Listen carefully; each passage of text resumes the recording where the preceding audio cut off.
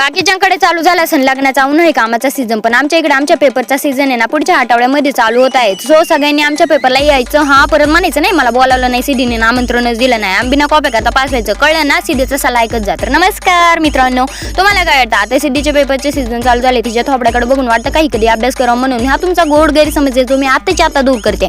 आता बाकीच्यांकडे लग्नाचा सीझन चालू झालाय, लग्नाचा सीझन आपल्यापासून हातभर लांब आहे बरं का, त्याच्याकडे लक्ष देऊ नका. पण उन्हाळी कामं करण्याचा सीझन तर आपल्याकडेच आहे ना. माझ्या जिथनं सकाळी बिचारे एकट्या सांडगं तोडत बसल्या होत्या बरं का. म्हणले शिदे बिनला जे जरा तरी लाज वाटू दे, त्यांचं म्हातारपण असून त्या सांडगं तोडत येतं. आणि तुझं वय नसताना तू कुशाल सावली खाली बसून हवा खाती, म्हणून फक्त आणि फक्त माणुसकीच्या नात्याने ना मी आजीची मदत करायला तिथे गेले होते बरं का.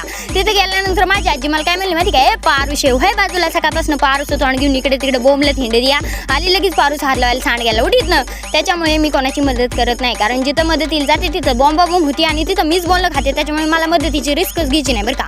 म्हणून राग आपण वावरात निघून आलो होतो. वावरात आपल्याला गटुळे आणायचे होते.